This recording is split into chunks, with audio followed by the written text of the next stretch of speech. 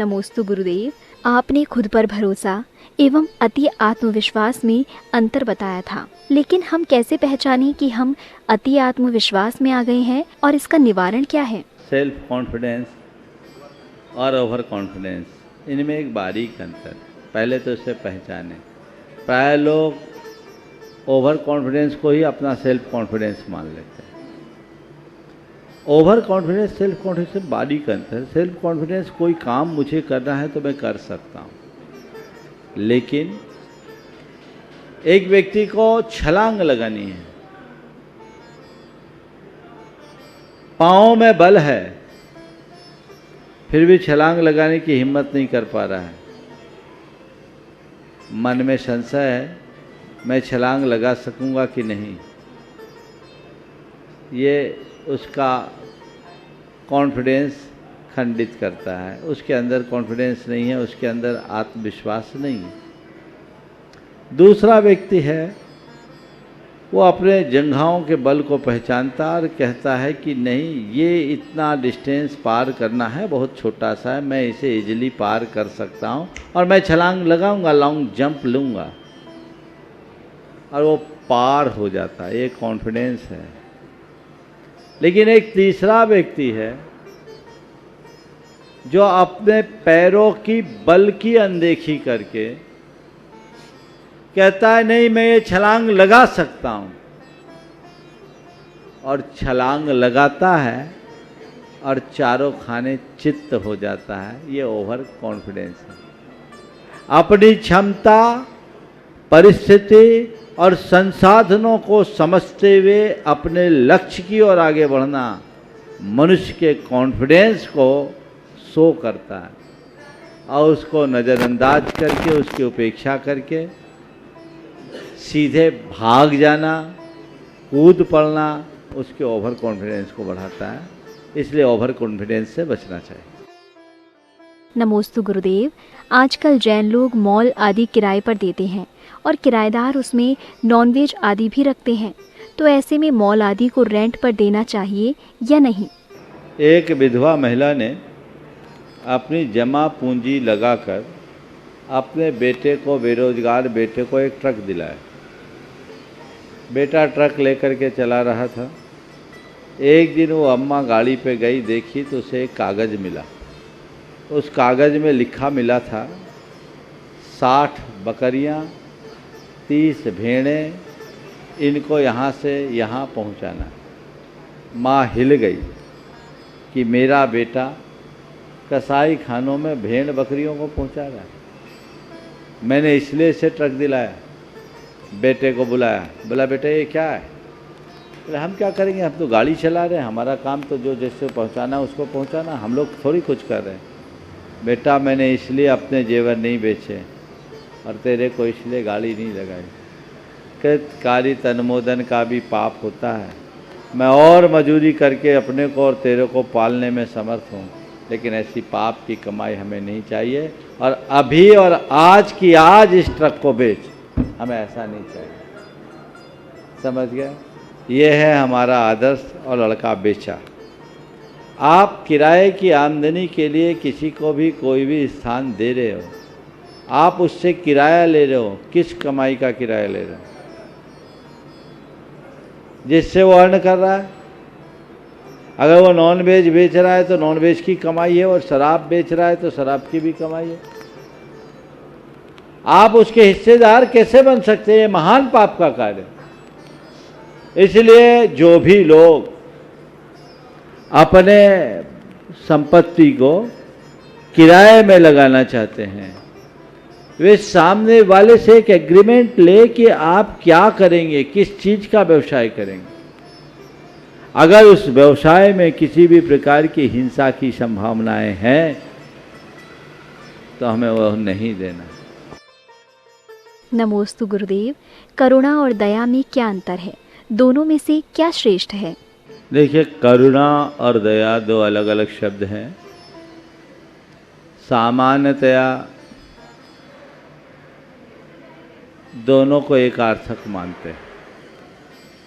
करुणा और दया दोनों को पर्यायवाची शब्द के रूप में देखा और जाना जाता है। लेकिन जब हम सूक्ष्मतया विचार करते हैं तो करुणा और दया में एक अंतर दिखता है। करुणा हमारी संवेदना की प्रगाढ़ अभिव्यक्ति है।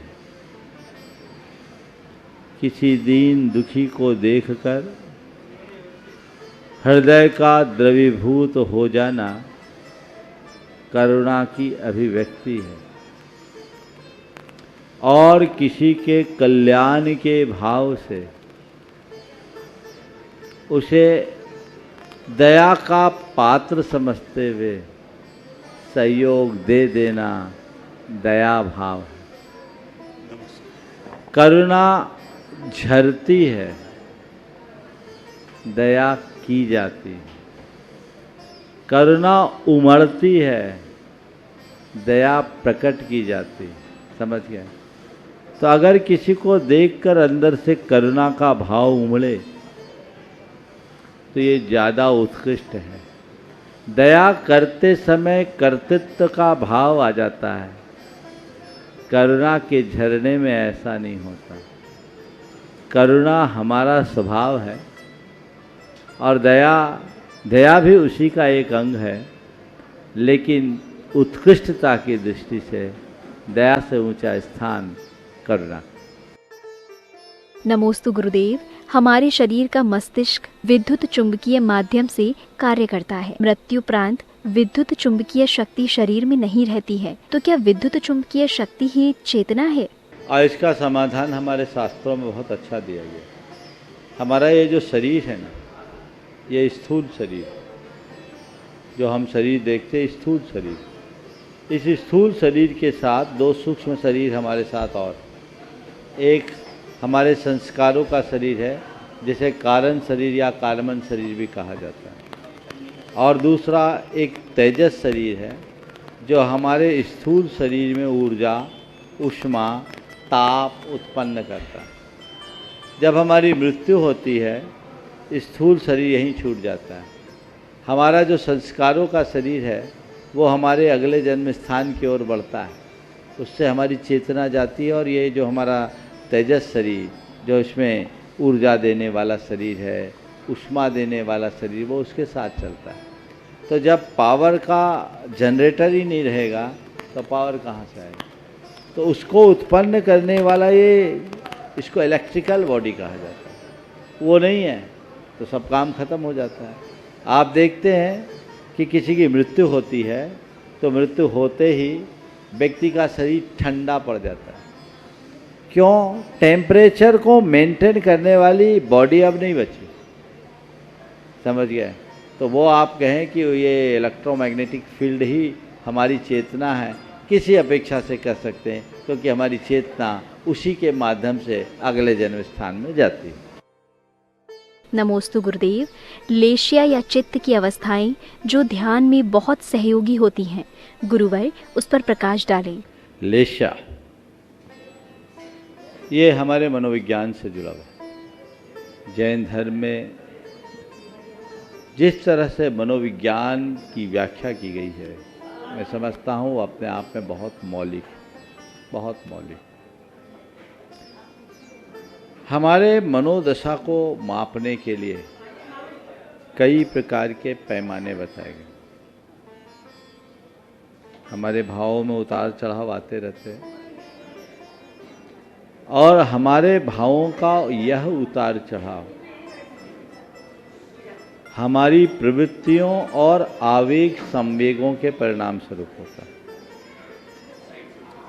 हमारे जैसे एक्टिविटीज होती हैं और हमारे जैसे आवेग संवेग होते हैं, हमारे भावों में वैसा प्रभाव पड़ता है। तो हमारे तीर्थंकर भगवंतों ने उसका सूक्ष्मतम विश्लेषण करते हुए कहा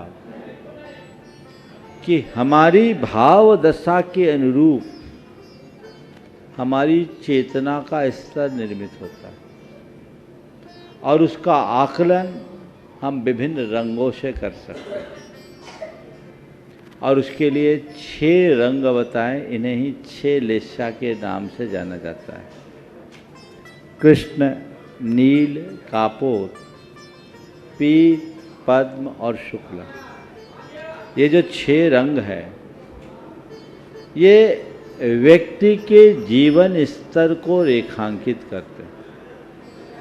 जैसे काला रंग सबसे गाढ़ा रंग होता है, ये हमारी निम्नतम भावनात्मक स्थिति है। ऐसा व्यक्ति प्रचंड क्रोधी, दुस्वभावी, कलहप्रिय, कलुषता के साथ जीने वाला, अभिमानी, कामी और लालची श्रेणी का होता है। इससे दूसरे क्रम में जो प्राणी है उसे नील लेस्या। नीलापन भी डार्क है लेकिन काले की अपेक्षा कम। उसका चेतन स्तर उससे कुछ अच्छा होता है। और इससे तीसरे लेवल पर है कापोत लेस्या के लोग। ये कापोत लेस्या के लोग कबूतरी रंग, नीले रंग से भी हल्का है, लाइटनेस आ रही है, यानी अंदर की कलुषता का स्तर कुछ कम हो रहा है। ऐसे लोग आत्म प्रशंसक होते हैं, दूसरों के छिद्रान्वेषी होते हैं, लड़ने और लड़ाने में आनंद रखते हैं। अगर इनको चने पे चढ़ा दे तो फिर बहुत जल्दी चढ़ जाते हैं। ये कुछ टेंडेंसीज इनकी बताई गई। ये तीनों अशुभ श्रेणी के परिणाम हैं जो उत्तरोत्तर घटते हुए। लेकिन जब चेतना का रूपांतरण होता है तो हमारे भावों में शुभता आती। उसे पीत, पद्म और श्वेत रखा है। शुक्ल, पीला रंग, पीत। उसके बाद कमल जैसा रंग, उसमें पीतापना कम है। और उसके बाद शुक्ल, एकदम हंस जैसा धवल, ज्वलता का द्योतक। तो ये उत्तरोत्तर हमारे शुभ भाव दशा को रेखांकित करते हैं। तो ये जैसे जैसे हमारे चेतन स्तर में बदलाव होता है वैसे वैसे हमारे भावों में तरंग बदलती है, तो चित्त का रंग बदलता है। आज के समय में तो व्यक्ति के ओरा की फोटो ली जाती है, समझ गए? ऑकल्ट साइंस इसमें पूरा डेवलप हुआ है। तो आपके शरीर से निकलने वाले रंगों की फोटो खींची जाती है, पूरा चित्र उभर करके आता है। उसके आधार पर उसका विश्लेषण भी होता है। और मैंने प्रयोग किया, मेरी फोटोग्राफी हुई, डॉक्टर प्रद्युमन ने मेरी पूरी फोटोग्राफी की। और मैंने उसमें देखा कि एकदम जब ध्यान में मग्न हुआ था और ओरा अलग, मन में चला कर विकल्प लाए तो ओरा अलग। हाँ, चला के विकल्प लाने में ओरा बदल गया, फोटो आते, पिक्चर दिखती। तो ये चीज़ें हैं, हमारे भावों का रंग है। और इसको एक बहुत लोकप्रिय उदाहरण है, जैन धर्म में बड़ा प्रसिद्ध उदाहरण है, मंदिरों में भी आपने देखा होगा। और मैं समझता हूँ संक्षेप में समझाने के लिए इससे अच्छा उदाहरण नहीं होगा कि 6 लोग जंगल में गए, सबको भूख लगी, एक आम का हरा भरा पेड़ दिखा। तो एक व्यक्ति ने देखा बहुत सारे आम हैं, चलो इस पेड़ को काटो, जी भर करके आम खाएंगे। दूसरे ने कहा भैया पेड़ काटने का क्या काम, 1-2 डाली गिरा देते हैं, अपना काम हो जाएगा। तीसरे ने कहा इतनी डालियों को तोड़ने से क्या फ़ायदा है, मैं इसमें से 2-4 गुच्छे गिरा देता हूँ, अपना काम हो जाएगा। चौथे ने कहा भैया गुच्छे गिराने से क्या फ़ायदा है, मैं कुछ पके फल तोड़ देता हूँ, अपना काम हो जाएगा। समझ गए? एक पहले ने कहा पेड़ को ही काट दे, दूसरे ने कहा शाखाओं को काट दे, तीसरे ने कहा 1-2 टहनी गिरा दूँ, चौथे ने कहा 1-8 गुच्छे गिरा दें, पाँचवें ने कहा गुच्छे में तो कच्चे पक्के सब हैं, 2-4 पके पके फल तोड़ ले, अपना काम हो जाएगा। छठवें ने कहा भैया इतनी मशक्क़त करने की क्या ज़रूरत है, जितने नीचे गिरे हैं उन्हें ही बीन के खा लें, अपना काम हो जाएगा। ये 6 की जो भाव दशा है वही 6 लेस्याओं की भाव दशा जो उत्तरोत्तर बनते बदलते रहती है। तो हमें चाहिए कि अपनी भाव दशा को बहुत अच्छे से रखना है। मैंने इन 6 लेस्याओं पर लगातार 10 दिन तक प्रवचन दिए। सन 2020 में सागर के प्रवचन हैं, आप उन प्रवचनों में इनका सविस्तार विवेचन सुन सकते हैं। नमोस्तु गुरुदेव। रात्रि में सोने से पूर्व आहार पानी का, चारों कषाय एवं 5 पापों का त्याग करके सोते हैं, ये कहाँ तक युक्ति संगत है? त्याग के क्षेत्र में एक वाक्य बोल रहा हूँ, बहुत ध्यान से देख। हम क्या कर रहे हैं ये कभी मत देखना, हम क्या नहीं कर रहे हैं ये देखना।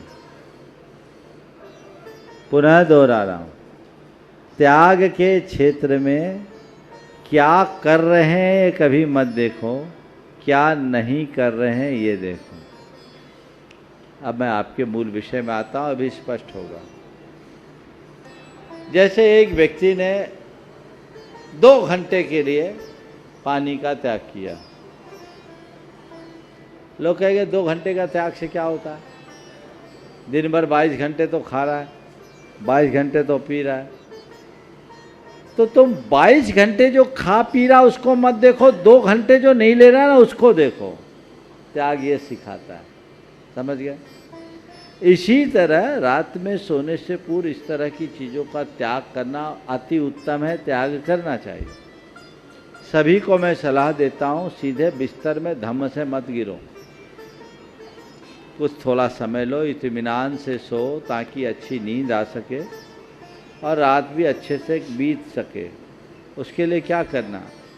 सोने के लिए जाने से पहले 9 बार भगवान का स्मरण करो, नमोकार जपो, प्रभु को, परमात्मा को, प्रकृति को धन्यवाद दो। हे प्रभु, आपकी कृपा से मेरे जीवन का यह दिन अच्छे से बीत गया। आपके चरणों में कोटि कोटि वंदन और कोटि कोटि आभार। बेहतर हो शाम को रात में सोने वाला भावना योग 5 मिनट का कर लो तो और सोने में सुगंध होगा। प्रातःकाल उठने वाला और शाम को सोने वाला जो भावना योग 5-5 मिनट करते हैं वो दिन भर बहुत संतुलित रहते हैं। आप 5 मिनट तो निकाल ही सकते हैं, और नहीं है इतना समय तो आप धन्यवाद दीजिए और एक संकल्प लीजिए कि हे प्रभु, अब मैं सो रहा हूँ और कहीं सोते सोते मेरी बारी जाने की आ जाए तो मेरा सब प्रकार के, जब तक मैं सो रहा हूँ तब तक के लिए शरीर के परिग्रह के अतिरिक्त सब प्रकार के परिग्रहों का त्याग है। मैं सभी जीवों से क्षमा मांगता हूँ, सभी जीवों को क्षमा करता हूँ। मेरे मन में किसी से कोई द्वेष नहीं, बैर नहीं, गांठ नहीं। हल्के मन से सो, और यदि इस बीच मेरे जाने का योग हो गया तो मेरा कुछ भी नहीं। माना जो परिग्रह हमने धार रखा है वो परिग्रह छूटा नहीं है, पर छोड़ने का भाव तो है। कम से कम इतनी समझ तो है कि ये भी मेरा नहीं है, इसलिए सराहनीय है। हमें इस तरह का भाव रखना चाहिए।